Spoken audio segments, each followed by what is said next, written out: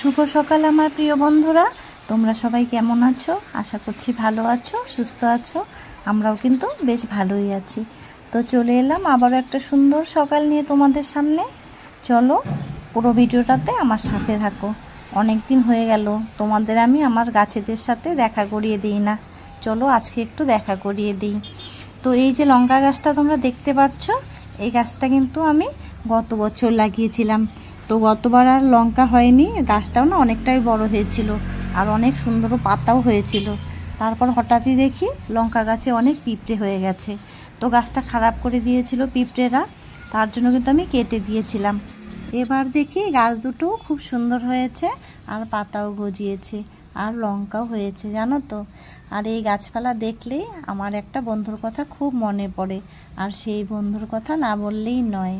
সে হলো রূপা ব্লগ ভিডিওর রূপা বন্ধু। তো রূপা বন্ধু কত সুন্দর করে গাছপালা লাগায় আর কত সবজিও হয়, দেখতে খুব ভালো লাগে। মানে দেখলেই মনে হয় ইস, আমিও যদি লাগাতে পারতাম। তোমরা তো জানোই যে আমার এখানে তো জায়গা নেই না, আর মাটিরও প্রয়োজন হয়, কিভাবে লাগাবো। তো আমার খুব ইচ্ছে আছে এরকম গাছপালা লাগাতে, সবজি গাছ যেটাতে অনেক সবজি হবে, সেটা রান্না করে খাবো। নিজের হাতে গাছ লাগিয়ে সবজি খাওয়ার মজাটাই কিন্তু আলাদা। তো রূপা বন্ধুর মতো তো এত সুন্দর গাছ লাগাতে পারবো না। তো বন্ধু, তোমাকে আজকে দেখালাম আমার গাছের লঙ্কা গাছ। আর ওখানে দুটো খালি টব ছিল, ওটাতেও কিছু লাগাবো। আর এই গাছটাও কিন্তু আমি গত বছর লাগিয়েছিলাম, অপরাজিতা গাছটা সাদা কালারের। তো এটাও দেখি আবার হচ্ছে। তো আরেক বন্ধু আছে, সে হলো সুপর্ণা মাল্টি ব্লগ। সেও কিন্তু সুন্দর লঙ্কা গাছ লাগিয়েছিল। আর ওই গাছটাতে যে এতটা লঙ্কা হয়েছিল তোমাদের কি বলবো, একদম ঝেঁকে ঝেঁকে কিন্তু লঙ্কা হয়েছিল, দেখতেও খুব ভালো লাগতো। আর মাটির মধ্যে যদি গাছ লাগানো যায় তাহলে কিন্তু সেই গাছে ফলনটাও ভালো হয়, আর টবে লাগালে কিন্তু সেটা হতে চায় না, তাই না? তো চলো দেখি ময়ূক কী করে।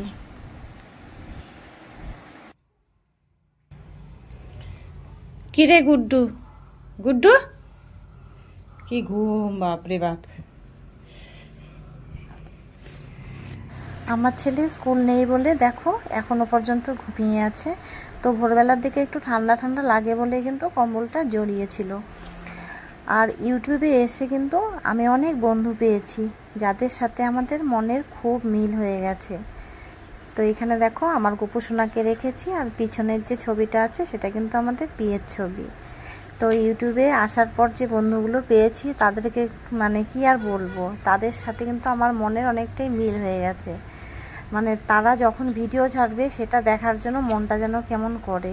মানে সংসারের সমস্ত কাজ শেষ করে তারপরে কিন্তু আমি ওদের ভিডিও দেখার জন্য বসে যাই। তোমাদের সাথে গল্প করতে করতে চলে এলাম রান্নাঘরে।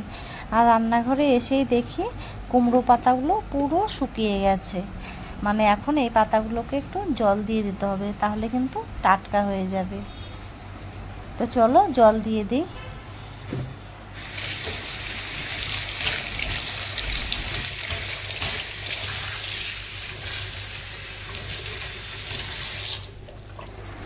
এখন আর কুমড়ো পাতাগুলো কাটবো না, আগে টাটকা হয়ে যাক পাতাগুলো, তারপরে এসে কিন্তু কাটবো। আর এখানে দেখো নিম পাতাগুলো পুরো শুকনো হয়ে গেছে। এগুলো না চৈত্র সংক্রান্তিতে এনেছিল, তো তারপর এখানে রেখে দিয়েছিলাম। তো শুকিয়ে গেছিলো পাতাগুলো, তো ওখান থেকে নিয়ে নিয়ে কিন্তু আমি ভেজে ভেজে খাই। আর এখন চলে এসেছি আমি মুড়ি চালতে। তো মুড়ির নিচে তো অনেক ধুলো থাকে আর নোংরাও থাকে, তো ওগুলো চলো চেলে নেই, তারপরে কিন্তু বয়ামের ভেতরে ভরতে হবে। তো মুড়ি যখন চালছিলাম তখন দেখছিলাম মুড়িগুলো একদমই ফ্রেশ, মানে কোনো কিচ্ছু নেই, শুধু একটু ধুলো আছে। তো মুড়িগুলো না খেতেও ভালো। তো ব্যালকনিতে বসে বসেই আমি ঝাড়ছিলাম, কারণ ঘরে যদি ঝাড়া যায় তাহলে তো ঘরে নোংরা হয়ে যাবে, আর ব্যালকনিতে ঝাড়লে তো কোনো অসুবিধা নেই, তাই না?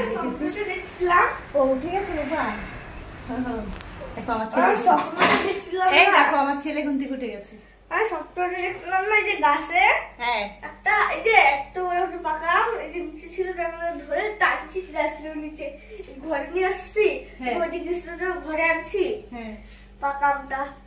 তারপরে ওখানে আরো পাকা আম ছিল, ভাবছি কালকে আনবো, তারপরে দেখি আমার পাকা আম বই। এই জন্য তো তুমি ঘুম থেকে উঠে বললা আমাকে যে পাকা আম, পাকা আম। আমাদের ঘরে এখানে আবার পাকা আম গাছ হবে। দেখেছো আমার ছেলে কি স্বপ্ন দেখেছে, দেখেছো বললাম, শুনেছো তো না?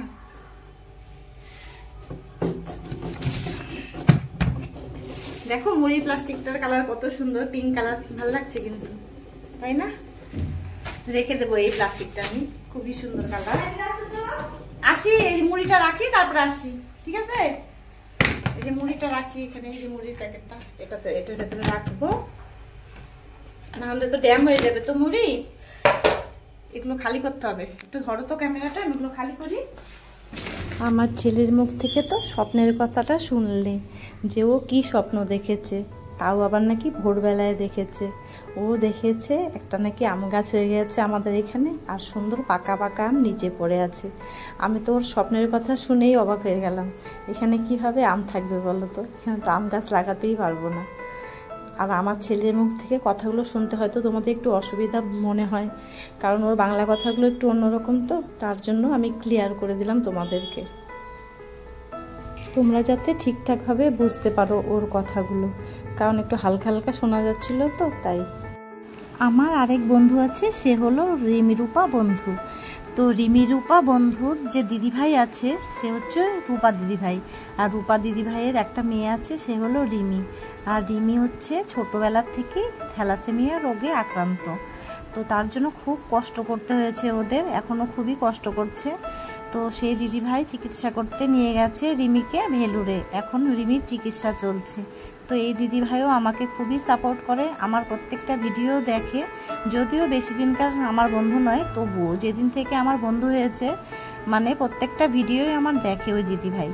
তো সবাইকে বলছি ওই রিমিরূপা বন্ধুর যে আছে সেই দিদিভাইয়ের পাশে একটু থেকো। তো আর এখন চলে এসেছি আমি ব্যালকনিতে, দেখো এখানে আলুর বস্তা থেকে আলু মানে বের করছি, বস্তাতে আলু থাকলে তো খারাপ হয়ে যায়, তার জন্য একটু ঢেলে রাখবো।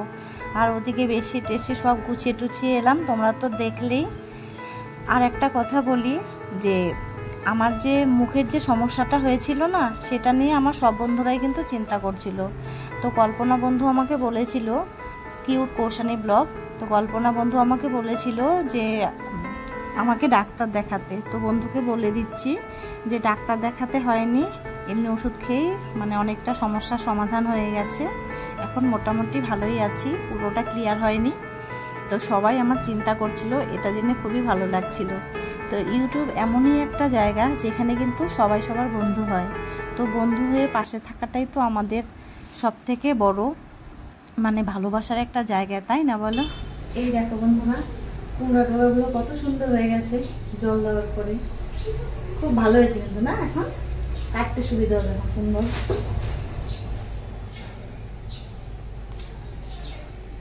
ডাল বসিয়ে দিয়েছি আমি, চাল ভিজিয়ে রেখেছি, আর এখানে ডোকাগুলো কাটতে হবে, রান্না করব।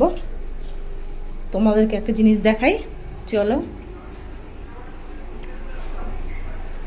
ওই দেখো, এখন দুপুর হয়ে গেছে, ময়ূকবাবু পড়তে বসেছে, তাও আবার মোবাইল দেখে দেখে। মোবাইল আওয়াজ শুনতে পেরেছিস না? না, ময়ূক এইভাবেই অনেক সময় পড়তে বসে, এরকম মোবাইল দেখতে থাকে, কি যে পড়াশোনা করে ওই জানে, টিভিও চালিয়ে রাখে মাঝে মাঝে। তো চলো রান্নাঘরে যাই।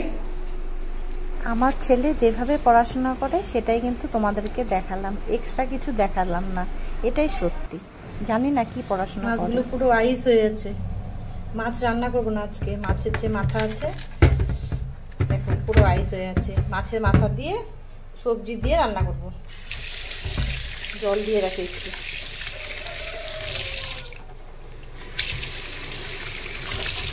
জল দিয়ে দিলাম,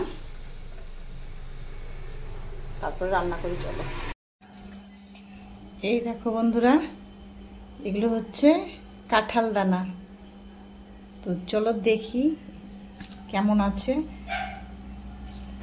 এই কাঁঠাল দানাগুলো আমি গত বছর রেখেছিলাম, তো 1 বছর প্রায় হয়ে গেল আমি এই বয়ামটাতে রেখেছিলাম। দেখো এখানে কিন্তু বালু আছে, মানে এটা কিন্তু নদীর থেকে আনা বালু, তো ওটার মধ্যেই রেখেছিলাম। রাখার পর দেখলাম 1 বছর পরে দেখলাম যে কাঁঠাল দানাগুলো কিন্তু একই রকম আছে, খারাপ হয়নি। ভেতরে মানে ছুলেও দেখেছি আমি, খুবই ভালো। তোমাদেরকে আমি সামনাসামনি প্রমাণ করিয়ে দেখাবো যে কতটা সুন্দর আছে ভেতরটায়। আমি ভেবেছিলাম হয়তো খারাপ হয়ে যাবে, তো সত্যি দেখলাম যে এগুলো কিন্তু খারাপ হয়নি।